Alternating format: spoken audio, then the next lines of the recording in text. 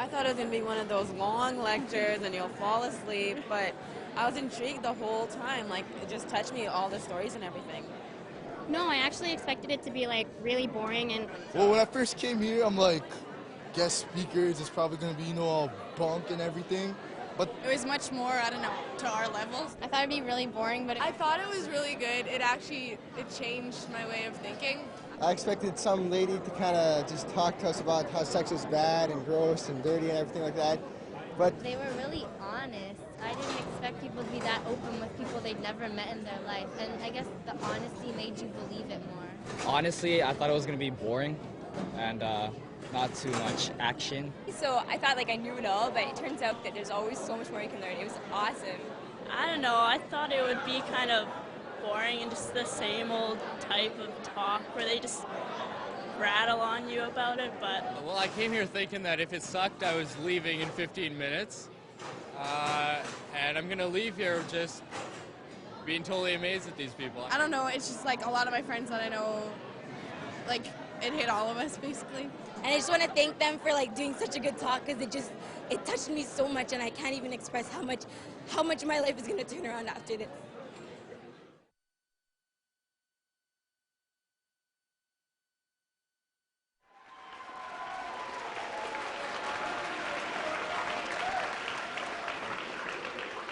Welcome everybody to our talk this morning. Our speakers this morning, Jason Everett and Crystalina Padilla.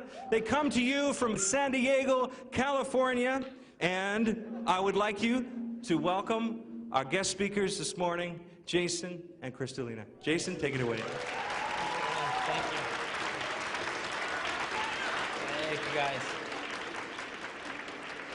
Thank you, guys.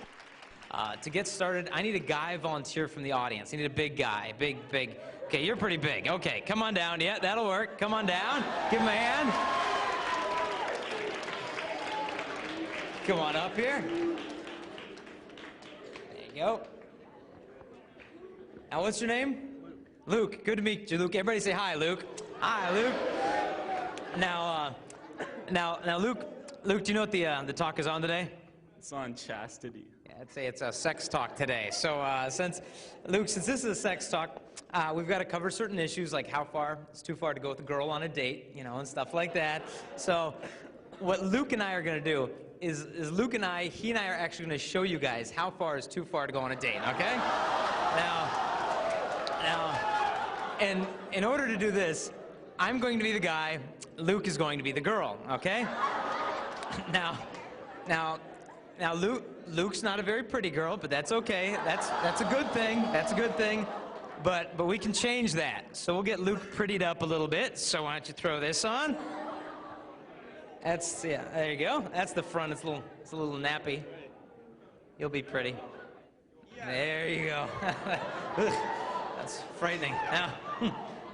Now I've actually never dated anyone named Luke before, so we're going to give you a name change, and your name is going to be Shanae, okay?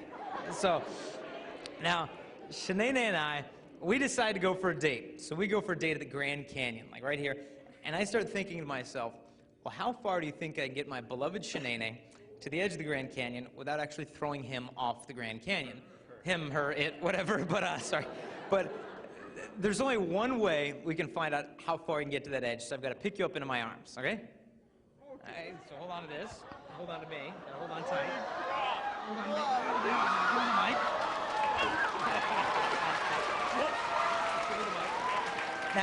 Now, how far can we get to the edge? Can we go further? That's far enough. Okay. All right. Take a seat. Give him a hand. Good job, Luke. Thank you, bud. Now, good man. Now, what's the point of that whole deal? The point of that is basically this, that none of us guys would take a girl who we love to a dangerous place and say, well, how close can I get to killing her? Usually we don't ask, but when I was in high school, we'd always ask in our relationship, well, how far can you go? I mean, should we do this together? Should we do that together? And in my high school, they'd give us the sex talk, but every time they gave us a sex talk, all it was about was like guilt or fear. It'd be like, they'd get up there and they'd be like, sex is bad, sex is dirty, poo-poo, poo-poo. Or they'd be like, you know, you're gonna die, sex is gonna kill you, you know. And they'd try to scare the pants off you, or pants back onto you if that be the case. But it was all about fear. All they tried to do is scare us. They'd sit you down and they'd talk to you about gonorrhea, but they never sat us down and said, now here's the difference between love and lust. Here's how you know when you really love a girl, and here's how you know when you're getting used. They never made that stuff clear to us. So I remember I was in high school, I hooked up with this one girl, and we were doing all sorts of stuff, and she stops me. And she's like, Jason, you're not gonna leave me like the other guys, are you? And I was like, no. And she's like, oh, you're so sweet. And I was like, okay, all right, anyway, and whatever. And we did different things, then we came up to that line, and I had to ask myself, okay, you know, should I lose my virginity to this girl? And I thought, well, do I love her? And I thought, well, I've known her for 3 days. And I'm like, this is love. And I could hear in the back of my heart this voice that just said, Jason, this gift is not for her. That gift is for your bride. Please wait for her. And we cooled things down. We went our separate ways. I hooked up with another girl, came right up to that line, and then the same voice, Jason, this gift is not for her. That gift is for my bride. Please wait for her. And we cooled things off, and so to this day, I'm still a virgin, and I'm as happy as can be. And most people think that by the time you get in your 20s, like I'm gonna die of virginity or something. You know, I'm gonna start having like virginity conniption fits or something. You know, like, you know, abstinence is very good. You know, I'm sorry, I get twitches from virginity, you know. But you should really stay virgin. You know, I'll start foaming at the mouth from virginity, and you know, I'll explode and die here. You know, Luke will be like, whoa, you know. What happened to the sex guy? And you're like, oh, you didn't hear? He was a virgin. That'll kill you. Forget about it. The virginity's not lethal. I was at the airport the other day, and I saw this magazine. I had to pick it up here. It's called Complete Woman Magazine, all right? Just a splendid periodical. Oh, subscriber, okay. And so this guy's in here. They're talking about sex. And this guy says, quote, he said, sex is extremely important to me. When I'm in a relationship, it's essential. In fact, a year ago, I felt compelled to break up with a woman I really loved because we didn't have sex enough. The lack of sex nearly killed me. So apparently he's rushed to the hospital for lack of sex or something.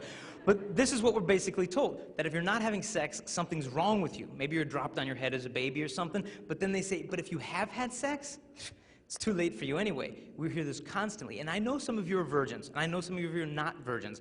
And frankly, I don't care what happened last weekend, last month, last year. I mean, it's in the past, and I mean, I care, but what's happened has happened. For those of you who are virgins, I say good for you, because people who get married as virgins have a divorce rate that's 60 to 70% lower than those who won't wait for marriage. Now, some of you are thinking, well, Jason, look, I'm not a virgin anymore. Or Jason, I had my virginity taken from me. Does that mean I'm gonna have a messed up marriage? If you're like me, you're so sick of the whole divorce thing. I was just over to high school in Washington. After the talk, a junior comes up to me, and he goes, Jay, I know what you mean about divorce. He said, Jason, my dad is on his 9th marriage. High school junior had seen his dad get 8 divorces. Now in LA, I live in San Diego. Up the coast in LA, there are jewelry stores in LA where you can rent wedding rings. You don't have to buy them anymore, because they know you're just going to dump your wife. You might as well save some money in the whole exchange. I found that out because I had to go shopping recently, because Crystalina and I got engaged a couple months back, which is a pretty cool deal, so thank you very much. So, but, you know, we're also sick of the whole divorce thing. So it starts to make a bit of sense. But what about everything that comes before sex? Can you do this on a date? Can you do that? Easiest way to figure it out is this. We're at this high school in Chicago. At the end of the talk, we did a Q&A. Guy raised his hand, and he goes, okay, Jason. He says, your talk was fun. He said, but can we get specific? I said, well, sure. And he goes, well, I want to know exactly how far I can go with my girlfriend. I said, well, that's a good question. What do you want to do with her? And he was like, uh-oh. I said, yeah, okay. I said, well, we're not in 3rd grade. We can be specific, mature. What do you want to do? And he's like, cool. He's like, can we do this and this and this and this and this? And he goes through this list of sexual favors. And I said, well, okay, we'll slow down. Pick one. And he's like, okay. He goes, I got it. He goes, oral sex. Can we do that on a date? And I said, well, I'm going to have you answer your own question. And he's like, oh, good. And I said, well, do you want to get married one day? And he's like, yeah, I'm going to get married one day. I said, that's cool. So I said, so if you're going to get married one day, I said, that means that your future wife, your future bride, she's out there somewhere right now, isn't she? And for the first time in his 17-year life, he thought about his future wife. And he said, yeah, she's out there, cool, cool. And I said, but let's say she doesn't live here in Chicago. Let's say she lives where I live in San Diego. School's just getting out right now, so she's coming home from class with her boyfriend, who's a guy that you are never going to meet.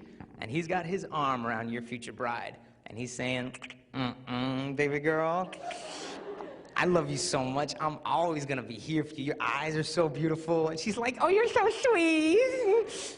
And he walks her home and he sits her down on his couch and he's like, hey, baby girl, you feeling fine? Because you looking fine, you know. She's like, stop, stop, stop. And I said to the guy, I was like, dude, I go, you know what's going on that couch, don't you? And he was like, yeah. And I go, that guy? I said, that guy, he's emotionally manipulating your future bride and giving him oral sex, trying to make her think that if she gives him that, he'll like her more when he's just using her more. I go, does that bug you? And the guy was like, ooh, gross. No, I don't care. And I was like, really? Does it bug you at all? He looked at the floor and he's like, no, I don't care, I don't care, I don't care. And I go, what if it was going on right now as we speak? That guy doing that with the woman who'll kiss your children goodnight. Does it bother you? The guy was like, the guy next to him in class was like, oh, I'd be kicked off. And the guy's like, what? And I said, see, it's pretty easy. If you don't want some guy going there with your future wife, it's a good place to draw the line as well. And this is not a condemnation of any of us. It's a calling to all of us of a better and a deeper kind of love. And I'm not going to stand up here in front of you guys and say, you men in the audience, you guys have to be like me. Because it's a joke, it's a lie. If you're a guy and I'm a guy, we're identical. Look in your heart, same thing as mine. There's this desire to lust after girls, but then there's this desire to properly love a girl at the same time, and there is a tension. But I want you girls to realize the guys you're sitting next to, we've all been lied to about manhood. We're supposed to learn it from our dads, but a lot of us guys haven't seen our dads since we were 3. Some of us see our dads every day of the week, but we hardly even know the guy. No matter what our relationship is with him, we've been lied to at some point in the locker room that, dude, if you want to be a man today, dude, you gotta get some from the girls. Because if you get some with ladies, dude, you're the man. But think about it, get some from a girl. Getting some sounds like a couple of like 7th graders, and they sneak into a convenience store and they shoplift like Jolly Rancher candies, you know, and they're like, you know, and then they like run into the parking lot, they're like, you know, they run funny because they're all disproportionate because of puberty, they're like, you know, their feet are too big and their knuckles drag. And then, you know, they get into the parking lot, and then they hide behind a dumpster, and they pull the candy out, and they're like, I got a red one and a grape one. Whoop, a grape one. Did you get some? Did you get some? And you notice the same mentality. Dude, did you get some with that chick? Dude, you sexually conquered that girl? Because if you emptied of her innocence, you robbed her purity. Dude, you're the man because you emptied the girl. And we know that this is totally missing the point of manhood. I don't get my manhood by emptying a girl. I get my manhood by denying myself for love of a girl. But how is a guy supposed to sacrifice himself for a girl? Well, to be honest, the reason, honestly, why I always confused love with lust in high school is because the influence in my life back then of the pornography. And the thing is that when the teenage girls find out that teenage guys struggle with the pornography, it's not that the girls are all mad at us. They just feel sorry for us that we can't relate to women in a more interesting way, because as a guy, the pornography as a guy is the perfect way for a guy to shoot his future marriage in the head. Because it trains me that girls, they're things to be used for my kicks. She's got to be constantly sexually available, physically flawless, and when you get done bored lusting after, you go to the next fantasy, and it's no big deal at all, because you can judge the value of a woman by how much lust she generates in me. And we would laugh it off. And I'm sure there's some guys in the audience, and in their heads right now, they're thinking, dude, whatever, I got some porn on the internet, and I got some Maxim magazines, it's not a problem, I'm not getting anyone pregnant. And while he laughingly tries to think it's not a problem, almost desperately try to convince himself, what happens to a young guy is he gets emasculated. Emasculation means that when a young man is robbed of the ability to be masculine. And pornography flips that backwards, so we men learn to sacrifice and empty the girls for the sake of ourselves, and we miss the whole point of manhood. And in high school, we would totally laugh it off. We're like, dude, who cares? I'm not getting anyone pregnant. It's all good. I'm not killing it. I'm not hurting anyone. We'd have no clue what we were looking at. You know, Pamela Anderson, the big supermodel for, you know, out in Los Angeles, you know when she first posed for Playboy? The limo drove her to the pornographic studios. They did all her makeup up. She disrobed. Then she started crying. She finally pulled herself together. They redid the makeup around her eyes, and they took the nude photos. that when you're looking at porn, you're not looking at just some naked body, you're looking at the corpse of a woman's heart. But we would laugh it off, saying, dude, I'm not hurting anyone. We don't realize how much we're hurting ourselves. You know, Maxim magazine, it's a new smutty magazine they have for guys. You know, Maxim magazine has paid computer companies up to $20,000 a pop to generate fake cover models. I'm not saying she's airbrushed. Her legs are fake. Her face is fake. Her breast is fake. The whole woman is completely computer generated. So we as guys are trained to expect our wives to live up to this impossibly perfect fantasy. And where does this leave our brides one day? I had a friend in college who had all porn, and he basically assumed, dude, who cares? I'll throw the porn away when I get married. I'm getting married in a few months. Then you can have sex whenever you want. It's all good. And I went to his wedding, beautiful wedding, and the guy was divorced in 3 months. All that he did was transfer the fantasies of lust from the porn onto his bride, and the marriage was done as soon as it began. So if you think you're gonna get married as a guy and you have the porn, ask yourself one question. Ask yourself, dude, is my bride's body, is it worth waiting to see? Or is she frankly not even worth waiting to see? Because if I can trash the porn tonight, I'm training myself in faithfulness before I ever even meet that girl. You look at the pornography, it takes like 20 seconds to look at it, then it takes like 20 years to forget what you saw. And you as a guy could imagine if your future wife is at home from school right now. She's on the computer. She gets an email to invite her to visit some pornographic website of guys. I would imagine you would pray that she would have the strength just to delete it. Imagine you're carrying your wife into the honeymoon suite for your wedding night, and she's got her arms locked around your neck. And she says, honey, I'm so excited about tonight. And you're like, me too, me too, me too, me too. Walking her in there, and she says, honey, to get ready for you tonight. And you're like, She says, honey, to get ready for you tonight. She says, I've been looking at thousands of pages of naked men on the internet. You'd be like, yeah, babe, maybe waited all life, but don't you sort of have to wait with your eyes? And that's what it comes down to. If I can't say no to sex, what's my yes even worth? Having come with me from San Diego is my fiancée, Crystalina, so please give her a warm welcome. Come on up, hon.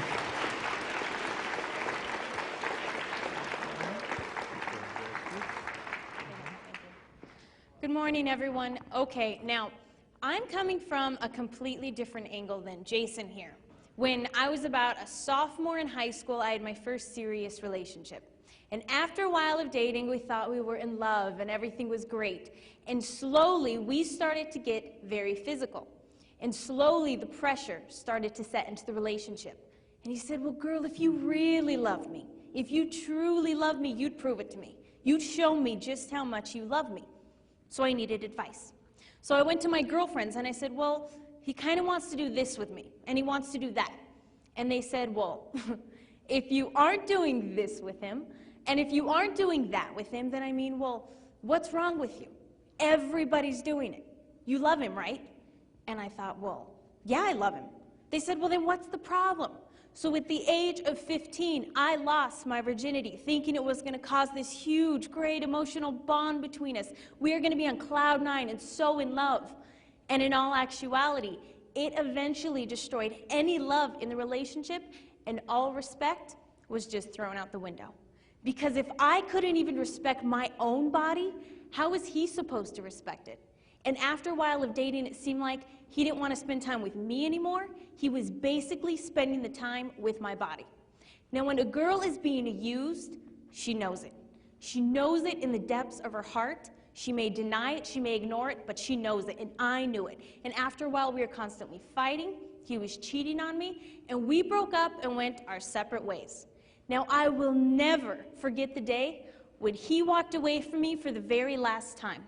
And as he walked away from me, all I could think about was that guy's taking something with him that never belonged to him in the first place. But I can't get it back, right? What's the point? It's already gone. So there I was in the cafeteria talking with my girlfriends. And I came to this conclusion, okay, if a guy can date me for about 6 months without sleeping with me, then he must love me. Then I'll sleep with him. And I think now 6 months? 6 months is the price that I put on my body? If he gives me just a little bit of that time and just a little bit of that attention, that's the definition of love. And I carried this mentality all through high school. He was the first guy that I slept with, but he wasn't the last, because it starts a vicious cycle. And after a while, I was pretty deep into it. Now, I'm not standing up here pointing my finger at you guys, saying, you guys, you're the problem. No. I happen to believe that you guys will be as much of a gentleman as we ladies require. Now, I wasn't acting like a lady back then, nor dressing like a lady back then. Therefore, they didn't feel the need to rise up and act like a gentleman around me. And what seems to happen sometimes is that girls will give guys sex for the sake of getting the love from them. And guys will give girls the love for the sake of getting the sex from the girls. And it can go both ways. Now, with this lifestyle, I got into the partying, I got into the drinking, I got into the clubbing. You name it, I was into it. And granted, at the time, yeah, I thought it was a lot of fun. It was very attractive, and I know what that's like. But I also know what it's like to wake up the next day when that party's over, when those friends are gone, and when I was there by myself. And I remember waking up thinking, I can't believe I did that last night. I hope I don't have to see his face in the hallway at school on Monday. What if he tells everybody what we did last night? What if I'm pregnant? What am I going to tell my mom? What if I have a disease now? What am I going to do? All of these things constantly going through my head. And the night before, my friends would always say to me, oh, it's all fun and games. Don't worry about it. It's not a big deal. But I can promise you and stand up here today and say, the next morning, the fun and games was over. And I woke up hating myself, and I woke up with nothing but disgust and regret. And I knew deep in my heart, it wasn't worth it. There was a girl that came up to me after one of our talks, and she said, you know, during the talk I was thinking, all the hooking up with guys, all the going to parties, doing this and that. She goes, I realized I was just a prostitute who wasn't getting paid. And it hit her. It hit her hard. Now, after a while of living this lifestyle, my mother had an idea what was going on in my life. Most parents have an idea what's going on in your lives. As much as I thought I was fooling my mother, I was really fooling myself. And she came up to me one day and she said, Crystalina, there's a talk on relationships this weekend, and you're going to it. I said, a sex talk? Are you kidding me? I'm not going to go listen to some dork talk about sex. Thanks, but no thanks. She said, no, you're going. I don't care if you like it or not. And I thought, fine, okay. I'll go to her little talk, I'll sit in the very back of the room for 15 minutes, and I'm out of there. I have a party to go to, I have friends to see, I don't have time. And in that 15 minutes that I sat there, my life was changed. There was a guy who was very honest, blunt, and real. He talked about all of the girls, all of the sex, all the pornography, all of the partying he had been into, and he just laid it out. And I felt like that guy, he had grabbed my hand out of the audience, and he walked through my life. Like he could see the things I was most ashamed of and hiding, and I thought, well, what's the difference? He's done the same exact things I've done, and I just watched him, and he just had this peace, this joy, and this confidence that he carried about himself that I didn't see that in my friends. I didn't see that in the places I went to, and I definitely didn't see that in the guys I was dating, and I wanted it. But he had one quality above all of them that I wanted more than anything. He wasn't ashamed of himself. I sat in my seat trying to figure out one day that I hadn't been ashamed of myself after I'd started living that lifestyle. I couldn't find one. A single day of just true peace and joy, not worried what I'd done prior that night, prior that weekend, prior that month. Never any peace, always worried. And I realized in that moment I needed to get my standards out of the gutter and raise them as high as I possibly could, and I needed to start respecting my body for once. And I went home that night and I wrote down every single thing that I had done, which was a lot and it was very overwhelming. Then I wrote down everything this guy had said to me, and I put it in an envelope and I hid it in my bedroom. Because I knew that weekend that temptation was going to be there. And I can promise each and every one of you, those temptations will always be there. And sure enough, that weekend, there was that party, there were my friends, there were those guys, and I ran to that letter. And it was a very harsh reminder what was there waiting for me, and I didn't do it again. Instead, I wrote another letter, and every single time I was tempted to go back to that lifestyle, I would read my old letters and write a new one. So now I have this huge stack of letters of all of the no's that I've said in my life. Now, Jason here has waited 27 years for his future bride. In 2 weeks, we're getting married. I can't stand up here and say, on those Friday nights, on those weekends I was out partying with my friends, I held myself back for love of him. that I was respecting my body for love of my future husband, because I wasn't, and that's a lie. And I can stand up here and I can look in your eyes, all of your eyes. But every day for the rest of my natural life, I will look into those eyes. And it tears me up that I allowed someone to rob him of a gift that was meant solely for him and no other. Now, Jason knows everything I've done in my past. He knows it all and he accepts it all. But he loves me for the person that I've become, and that's what matters most. But when I turned my life around, a lot of my friends, they didn't get it. They thought it was some big joke. They just constantly made fun of me. They're like, well, what are you, a prude now? What are you too good for us? What's your problem? They just couldn't get it. And they were just constantly making fun of me. And I went home one day and I told someone what was going on. And the best advice they could give me was, oh, don't worry about it. Just ignore it. You're doing the right thing. Well, I tell you today, if anyone makes fun of you for living out a lifestyle of chastity, of purity, of respecting your body, and you get made fun of for that, you remember it.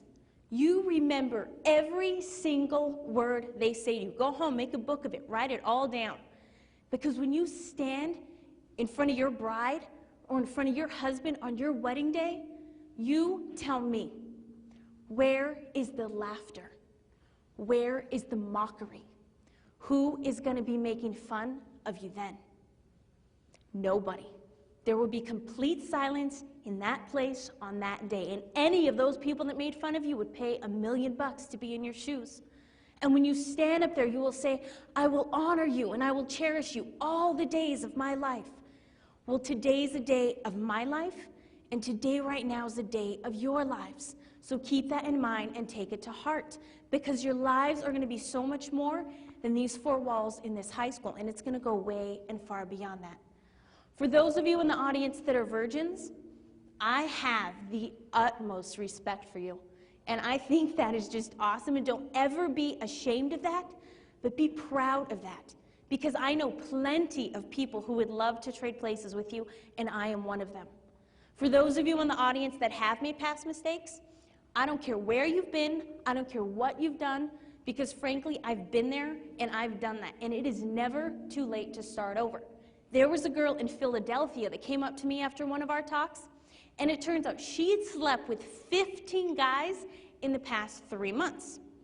Now, you know the names her school had for her, the label that they called her. That girl, she is a slut, and that's all she's ever gonna be. And I asked her, I said, why are you doing this to yourself? She said, oh, it's fun, you go to parties, you hook up, it's fun. And I said, is it really fun? And for once, someone took this poor girl seriously. She said, look, no, it's not fun. She goes, my parents are going through a divorce right now. The minute I walk into my home, there's nothing but hurt and hate. And just for the moment when those guys hold me, it feels like love. Even though I know it's not, at least I feel like somebody wants me. That girl is not a slut. She's not a this, she's not a that. She has a heart identical to yours and to mine. And ultimately, all that we want is love. So if it's too late for her to start over, then it's too late for me to start over. And frankly, it is never too late for anyone to start over. I don't care who you are, where you've been, what you've done, it doesn't matter. All that matters now is where you go from here. Now, later on in the talk, I'll give you a couple means and ways that you can actually live this lifestyle out. Thank you.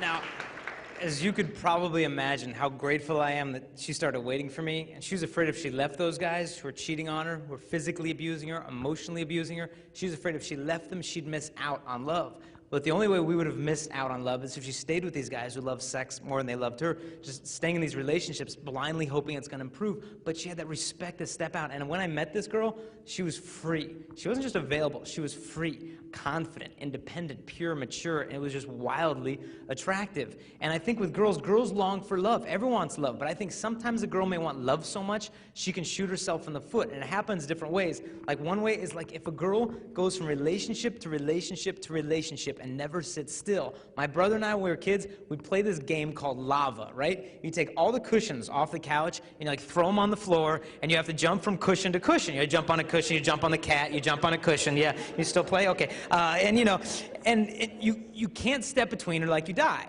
And unfortunately, some girls date like that, where they go from boy to boy to boy to boy to boy. By the time the girl gets to college, she has no clue who she is because she's defined her whole identity by the boy she's been clinging to for emotional security. Maybe she confuses their physical affection with love. Maybe she's looking for love her dad never gave her. But either way, a girl needs to find her independence as a woman.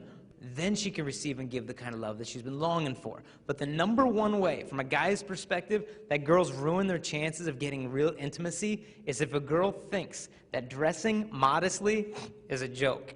I'll admit, I'm a guy. I don't know the pressure you girls are under to look and eat and dress a certain way. I mean, we were watching TV a while back, and a Barbie doll commercial came on. So I was like, dude, I have to get that Barbie. So I went to the store and got the Barbie.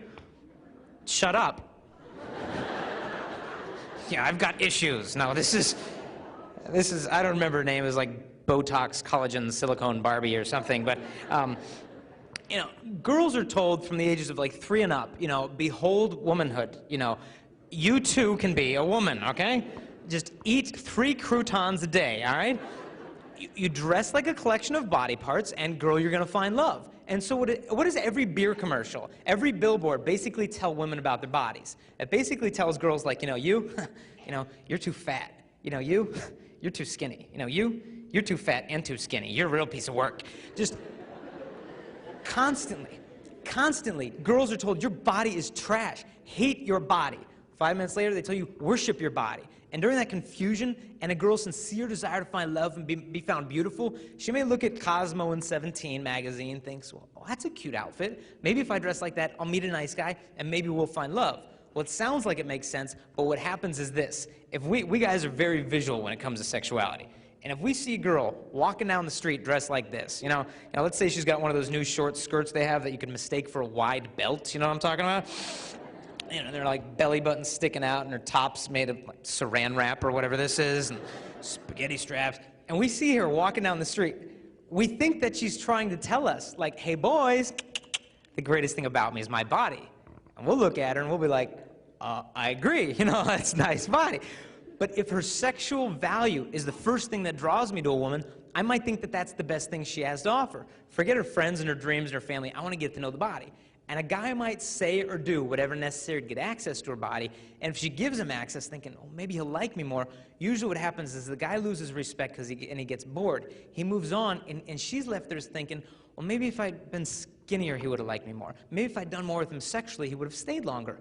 He might not have stayed longer, but he would have used her longer, but her heart's made for better kind of love than that. And guys get used too. We all know the pressures go both ways. But with modesty, I'm not saying like girls, you know, I want you to look as ugly as physically possible. You know, I don't want you girls like show up at your prom, like with this, you know, this huge dress on, and your boyfriend sees you, he's like, modesty, you know, wow, you know, girl, you're looking good there in your shapeless plaid ankle-length jumper, you know, hey, you know, that's a nice potato sack, you know, stay home.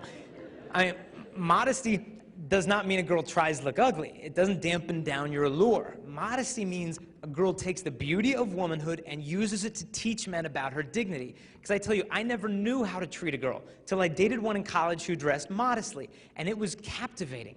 Because you could take her seriously as a woman because she wasn't trying to constantly make boys gawk at her body so she'd feel secure. And she had a good figure. She could have dressed like, hey boys, check it out. But the way she dressed said like, hey boys, frankly, I'm worth waiting to see. And under that humility was something radiant you could not get bored with because that girl had that deeper reverence for herself. By the way a girl dresses, by the way a girl dances, you can tell if she wants you to treat her like a gentleman or not. And as Crystalina said, a guy will be as much of a gentleman as a woman requires. And I'll grant you girls, you have the power to turn a guy's head, but you also have the power to turn a guy's heart. All the belly button shirts that are out there, I beg you as a guy not to wear the belly button shirts because a guy's belly button is very different than a girl's belly button, okay? Like a guy's belly button, for one, it's not that exciting. I mean, there's probably lint coming out, you know? Just being honest, you know, we're in Oakland, and I said that at a high school. I'm like, there's probably lint coming out. I look over, there's a freshman girl over here, and she's like, I'm like, you're checking for lint, aren't you? And she's like, ah! You know, she was mortified. It was pretty funny. But The girl's belly is different because that area is the womb, and it is priceless. It's a treasure. It's a mystery. So you veil what demands the reverence. On our wedding day, she's going to have a veil because she's dirty. No, but I'm not going to lift the veil and be like, I promise to, you're dirty. You veil the bride because she's priceless. And all the belly button shirts, girls, if you want a guy to think you're special, that you're intelligent, that you're worth respecting, showing us your belly button won't help, because we guys are so visual. And I'll grant you, girls, it's so hard as a guy to be pure nowadays with our thoughts. We need your help. Guys don't like to ask for help. You ever drive with a guy who's like lost? I mean, he'll drive to South America before he finds the convenience store because it's a pride thing. Likewise with purity, but we have to back down. We just say, girls, we need your help on this. It is so hard for us to stay pure. And girls, I know when you go to the stores, it's probably hard to find pure outfits. I know 2 girls in Arizona, I just read this in the newspaper. They show up at the department store to get their prom dress this spring. They show up, and they were just couldn't find anything. So they went home all frustrated, and they wrote a letter to the department store. And they had 1,400 of their friends sign it. All teenage girls signed this petition. And the letter said this, 1,400 girls, said, look, we are sick of you carrying these dresses that have slits up to our armpits. They said, we are sick of just the low cut, the belly button, the back, everything. They go, why don't you start carrying some dresses that treat us girls with class instead of all this trash? How about leaving something for the imagination, a little mystery, a little modesty? 1,400 girls signed it. They submitted it to the department store, and the manager called back the girls and said, hi, this is Mr. So-and-so from the department store. He said, if you girls are interested, we'd like to hire you as the fashion consultants for teenage design for our department store, so you're in charge of all the fashions that come in. The girls have power in this to shape the way that the whole world looks at women, so tap into that. Now, I mean, I'll put Barbie away for now. Well, sorry, she's okay. She's still smiling. Girls, it's funny lately is we have to do all this traveling, and they've got all this increased airport security, so we have to go through the x-ray machines, right? And in my little laptop case, I have to carry like a Barbie doll. I've got like a blonde wig back here, and you got to go through the x-ray machines, which is really pleasant. And we were going through Chicago. There's this guy sitting there, and we go through the x-ray. I put the bag on it, starts to get sucked through. Here's the guy behind the x-ray. He's like, and he's like, huh? And then he pauses it. And his friend's over here doing a little wand x-ray, and he's like, hey, come here. And his friend's like, wait. Comes over, he's like, check it out. He's like, tink, tink, tink. His friend's like, I'm like, okay, back to security. And they press play, comes out, and I'm like, just give me my bag. And I give my Barbie, and I go to grab it, and they're both staring at me. What do you say to them? Do you say, oh, the Barbie, the wig? Yeah, I need that for work. What kind of work do you do, you freak? But they let me on the plane, so that was cool. But girls say, well, Jason, if I can't dress sexy, how am I going to make a guy like me? I mean, can I flirt with boys? And I think it depends what you mean by flirt, because it means different stuff. Like for me, when I was in 2nd grade, if I liked a girl, I'd throw a rock at her. It's just, she's hot, poof, I'm making progress, her welts are going down. But then girls do it different. Like all y'all girls in here flirted like this in the 4th grade. Don't even tell me you didn't. You'd see a cute guy, and you'd be like, oh, he's so cute. And you get with your friends, like, oh, he's so cute, what should we do? And your friend's like, oh, I know. Let's give him a note. Oh, that's good, a note, yes. You rip out a sheet of loose leaf paper, get your crayons, your sparkly markers you girls have. And you're like, oh, do you like my friend Shanae? Yes, no, or maybe. It's like a survey. You give him a crayon. He's got to fill it out. Yeah. Then what happens is you girls got to 7th grade. Got a little more sophisticated with it. You'd see a cute guy in 7th grade, and all you girls would be like, oh, he's so cute. And you get to, oh, he's so cute. What should we do? And your friend's like, oh, I know. Let's give him a note. And your friend's like, so immature. You're not slow. You're special. And they'd be like, and the other girl would be like, oh, I know. How about when you're leaving class, I'll shove you into him. Oh, that's good. Shove me in him. Yes. Some of you still doing this? That's okay. That's all right. Just one day at a time. That's fine. You're not slow. You're special. But you guys see the girls hitting each other and laughing? The reason why women think this is so funny is because this is what girls talk about when they go to public bathrooms with 30 of them at a time into the bathroom. They have couches in there. they've got like drawing boards. You shove them into this locker, all come around the back. Then what happens is a girl gets to high school. Culture basically tells girls, first day of high school, girls, look, you've got something the guys like, better than notes, better than getting shoved into. You've got your body. You can give it to a guy. Guys will like you more. So the girl begins with this mentality, okay, let me get this straight. Hooking up and making out with different guys at the party, that's not a big deal. Then she thinks, well, doing this with a guy, it's not a big deal. Doing that with a guy, it's not a big deal. But so long as I technically stay a virgin, I'm being good, because those girls at school are so much worse than I am, so I'm still being good, and that's not a big deal. And by the time it's said and done, this girl convinces herself that the priceless gift of her body, it's not a big deal. Something starts to die in the girl. I read about this guy, I think he lived in Texas. This dude was sleeping, and his dog started barking. Comes to the backyard, and the dog is there barking at a bush in the backyard. And the guy's like, well, that would be a bush. That's brilliant. Shut up. Go to bed. He goes to sleep. Dog starts barking at the bush again. 15 minutes later, guy gets up. He's all mad. Brought a stick with him into the backyard. Says, come here, Pooch. And smack. And the guy actually beats the dog into submission to shut it up from barking at the bush. Went back to sleep. It's like 2:45 in the morning. Dog starts freaking out, growling at the bush again. The guy threw a fit, cocked a gun, came into the backyard. This guy actually shot and killed the dog in the backyard and went peacefully to sleep. Then what happened is the robber who was hiding in the bushes got out of the bushes, walked over the body of the dead dog, came inside this guy's house, apparently killed him in his sleep, and robbed everything that he owned. And that dog is our conscience. And I've said to my conscience, dude, shut up. Don't mind me. I shouldn't be doing this with this girl. Dude, shut up. Don't mind me. I should be looking at this. Dude, shut up. And then I kill the voice, do it anyway for the sake of excitement, and I think I'm free. I'm not doing what my parents want. I'm free. And then I think, dude, if I'm so free, why am I so empty afterwards all the time? This is freedom, and it can lead to like a death in a girl who says, Jason, you've got cute little stories, but look, Jason, you don't get it. Jason, look, I'm not a virgin. Or Jason, I had my virginity taken from me. Or Jason, something bad happened to me when I was a little girl. And what good guy, like you're all talking about, as if I really know any, would want a girl like me that's done all the stuff that I've done. Jason, I am damaged goods. It is too late. Once it is gone, and I'm basically unlovable.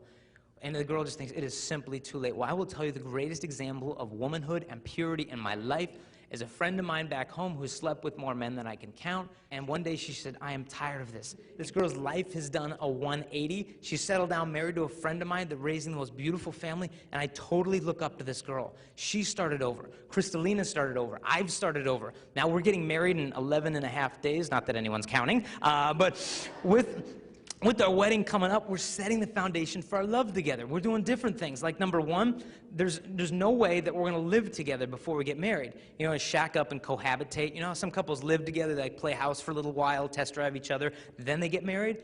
You ever check out what their divorce rate is in marriage for couples who cohabitate then marry? They have a divorce rate of 80%.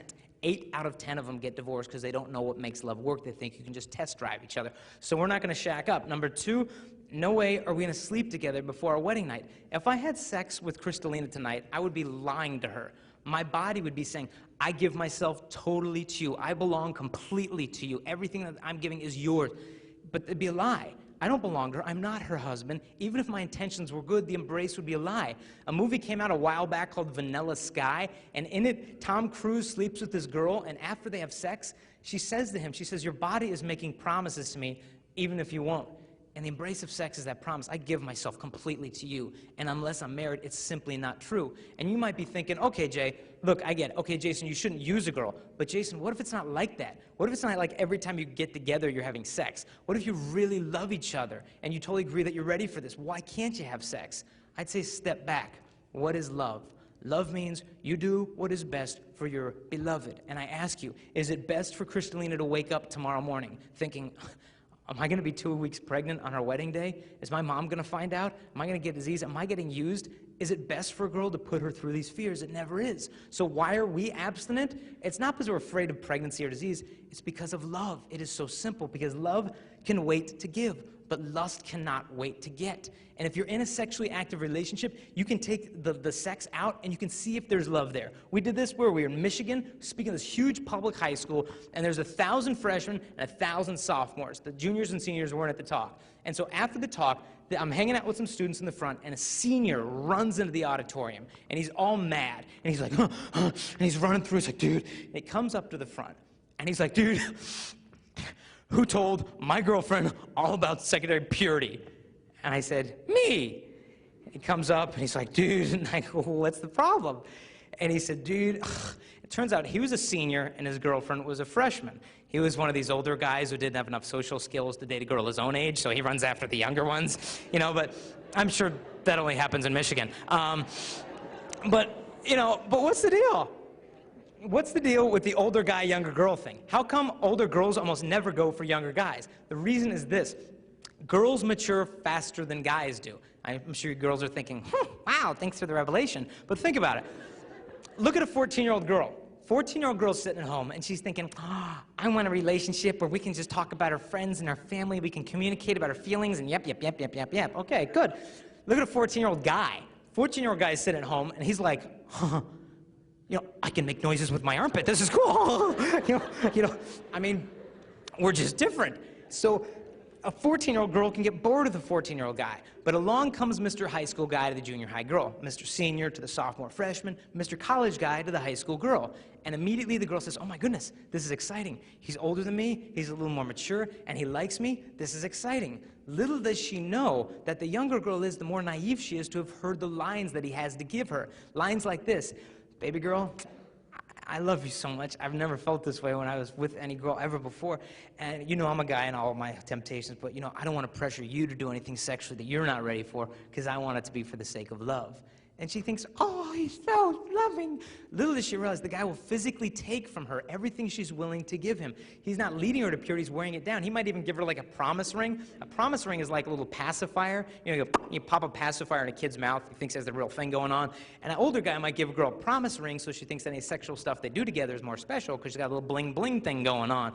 And this does not mean that all promise rings are bad. It doesn't mean that all older guys are bad. But if he's as good as you think he is, how come some girl his own age hasn't snatched him up by now? Older guys know that younger girls are less likely to refuse them because the girls want to win the older guy's approval, but to step back. And so this senior runs into the auditorium. He's all mad. And I said, what's the problem? And he goes, well, he said, I just saw my girlfriend in the hallway and she looked all happy. And I said, where you been the last hour? And she said, oh, enjoying my new purity.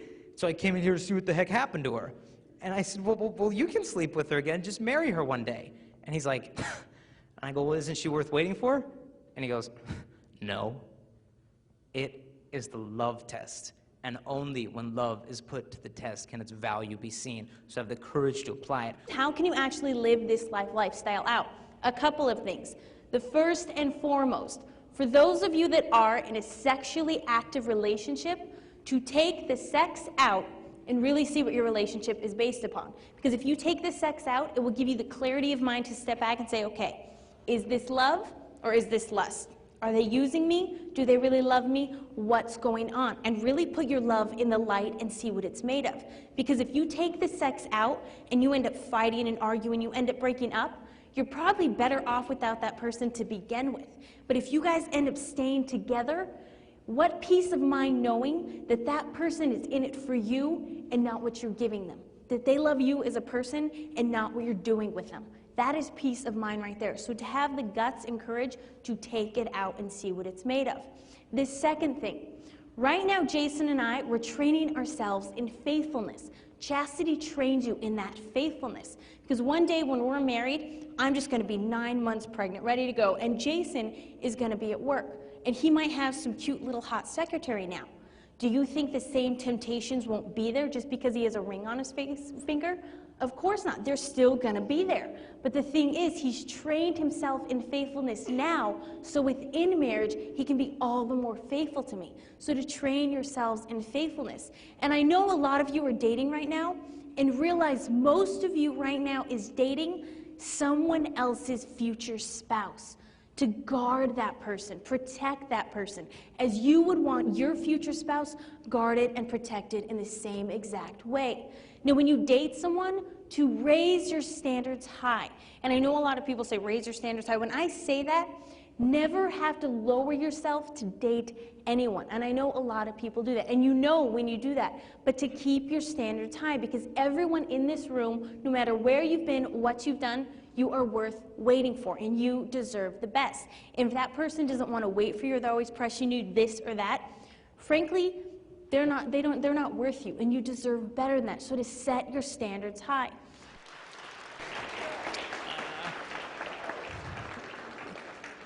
Where do you go from here? I'd say girls, take off after school, go to a shopping mall, buy a white candle, let your husband light that on your wedding night as a sign of the purity that you've maintained from this day until the day that he lifted your veil. And if you've made some mistakes, it is never too late. We were at this high school. This guy was talking at a high school, and it was hilarious. He calls the guys up. He said, guys, he goes, raise your hands if you guys want to marry a virgin. And all the players and all the jocks were, yeah, I want to marry a virgin, yeah, yeah. So all the guys had their hands up. And he's like, okay. He said, keep your hands up. And everyone's like, yeah, yeah. And he goes, ladies, I want you to look at the guys. And the guy's like, uh-oh.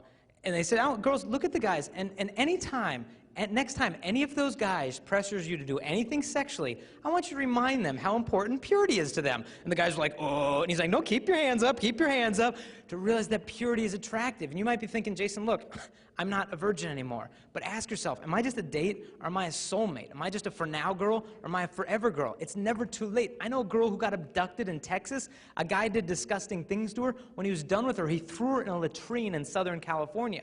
Construction worker came, looked in the latrine, the girl's up to her neck shivering in the human waste.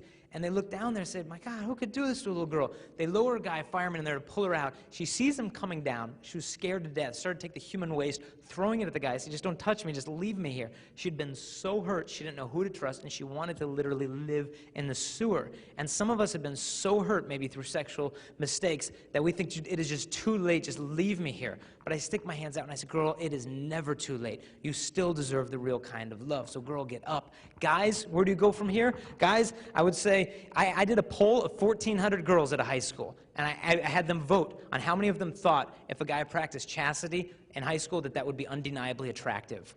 1,400 of the 1,400 girls said, yes, it is undeniably attractive. It's tough. We were at this high school. They had the best high school basketball team in the country. And after the talk, the center of the basketball team comes up to me. He's like 6'10". He walks up to me and he's like, can we talk in the back? And I'm like, yes, sir, yes. And I went back somewhere. I said, what's going on? And he goes, honestly, man, he goes, I've been with so many girls. He goes, I've done so much stuff. And he goes, I knew every time I was killing her, but she wanted it. I wanted it. Half the time you're drunk, so you can just blame it on the beer. But he goes, dude, how do you start over when you've been where I've been? He goes, I want to learn faithfulness before I meet my wife. I don't want to give her all my memories, diseases, baggage. He goes, I want to give her a clean heart. How do you get that when you've been where I've been? And I said, dude, you've already started. You have that will to love her. That's where purity starts, in your heart, not from your body. I said, it's hard, but I said, you ever watch a wrestling match in high school? And if you're wrestling, and if you get the back of your opponent's head, you can direct his body wherever you want it to go. And I said, it's the same with purity. If you can get control of the way you think about girls, you'll change the way you talk about them, you'll change the way you treat them. And he goes like, dude, he's like, man, that makes sense, but man, he goes, dude, it's so hard in the passion of the moment just to stop. And I said, dude, you know from sports, your body will do what you tell it to. I said, imagine you're married and with your wife in bed at the most pleasurable, exciting moment of your entire life, and the house caught on fire. What would you say? Would you be like, oh no, it's too powerful. I can't say no to sex. We're gonna die. No, you'd get your Snow White butt out of bed, save the kids, get on the front lawn, because your body will do what you tell it to. So don't wait for the girl to stop. But the greater feeling of responsibility you have for her, the more real love there is. And I will grant you, this lifestyle is hard. We made these little abstinence commitment cards. It's sort of like an ATM card, but you can't get any money out of it, sort of like mine. But you can sign it, you can date it. My friend got one of these in high school, met him in college. He was in high school, said, yeah, I'll save myself for my bride, that's cool. Signs it, dates it, put it in his wallet. Got to my college, he met my friend Jenny. They fell in love, they started dating, they got engaged. Walking down the street, and his card falls out of his wallet. He's like, oh. And she's like, what's that? He's like, nothing, give it to me. And she's like, no. She runs off. And she goes, oh, a purity pledge card. And he's like, yeah. And she goes, I signed one of those in high school too. And he's like, for real? She digs into her purse, pulls out her card. They put them next to each other. They had signed the same type of card on the same year of the same month on the same day years before they ever met. Now, this isn't a coupon for a husband, but it's a good place to start. So we got a bunch of those. One of the last things we want to leave with you guys is we're going to offer your school something called a Pure Love Club. It's chastity. It's not like an abstinence bereavement group. You know, you like get together at lunch and you're like, hey, did you have sex? You know, no. Do you have sex? You know, no. Let's hug. Wah. You know, this is basically, we're raising up an army around the country of people who are spreading this message through their schools. And if you're watching the video, you can go to our website and find the guidelines for the club there. Questions and all the materials and stuff that we gave out are going to be there on that website also. Now, we've been able to explain certain things today but the one thing I know we can't explain to you honestly is the peace and the joy that come from chastity. It's worth more than all the pleasures of the world. And there's so much peace, and that purity will be your super glue. You will have romance without regret, and you can fall in love for the right reasons. You guys have been an awesome audience. We love you very much. Have a wonderful life. Thank you.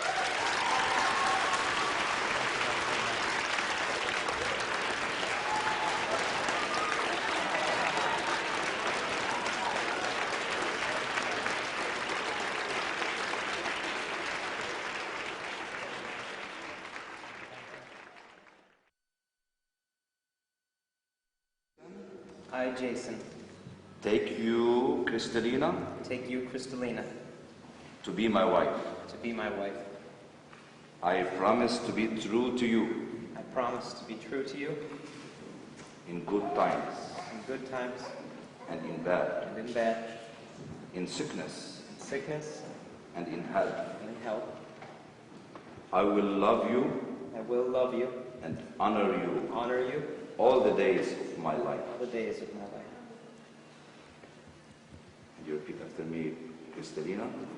I, Crystalina, I, Crystalina, take you, Jason, take you, Jason, to be my husband. to be my husband. I promise to be true to you I promise to be true to you in good times in good times and in bad, and in bad, in sickness in sickness and in health. and in health. I will love you I will love you and honor you and honor you all the days of my life. all the days of my life. Wind it up!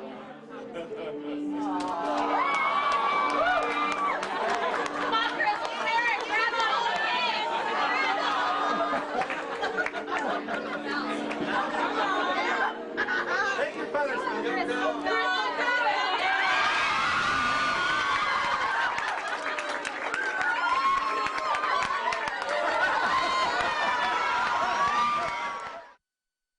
We hope you got a lot out of the talk, and we wanted to invite you to check out our website at www.pureloveclub.net. If you have questions about any of the statistics I provided during the talk, the answers are on this